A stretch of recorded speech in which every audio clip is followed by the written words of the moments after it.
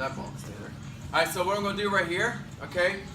This is where I can start elevating my hips and changing my position, and I'm going to kind of drive forward and then down through his arm, okay? This is where you're gonna start having to understand you gotta throw out some of your rules just for a second. Some of your little mechanisms that you're not quite used to getting rid of, okay? So everybody was doing pretty good with this. You guys, that's why I said kind of toy around, shifting, you know, towards his head a little bit more, put your hip through his face a little bit more, seeing where you could be. Now watch what I'm gonna do. This is where I can start getting up on my toes, okay?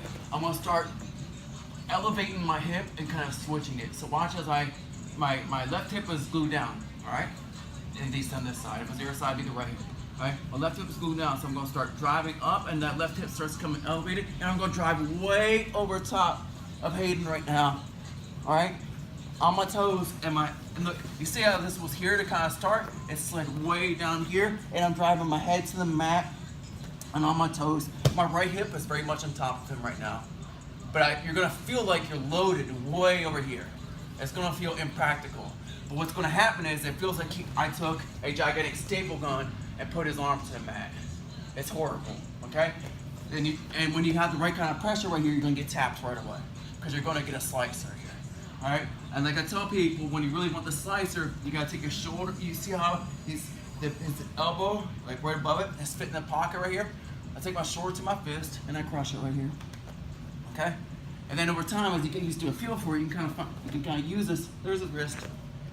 Straight arm lock, Americana. Okay? So again, I'm right here on Hayden. Boom, break him right here. Now this is where I start going to, now I can start getting on my toes. Get on my toes, and I'm gonna drive forward and this way. Don't try to keep if you try too hard to keep your weight right here, this won't work. Okay? Be unafraid to put a lot of your weight up and on top of his arm with a little bit of hip pressure on top. Okay? But I'm very much on my toes. Spread wide base right here. Got this arm closed up, and then be mindful of keeping your head nice and low because you don't want him trying to make a frame. It's a weak frame, and it puts his arm in danger, but don't give him opportunities. Instead, keep it right here. Try that slicer. Look, don't reach to find it because you're going to get the frame. Use your head to find it. Straight arm lock, Americana.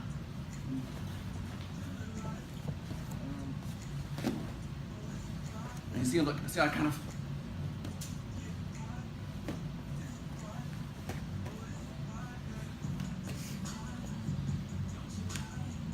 okay? Oh yeah, thank you. So you can also use this to explore in the crucifixes. All right, so what I'll do right here is that when this arm's running interference, trying to push me, I'll just find the wrist. It's real easy to find. Grab that staple over top of it. Now I got him spread out this crucifix right here. Okay, in MMA fight, it's obvious what you should do here. Okay, but this is still practical just for pure jiu-jitsu as well. All right. Understand? 1, 2, 3. Partner up and play around with it a little bit. He ain't ready.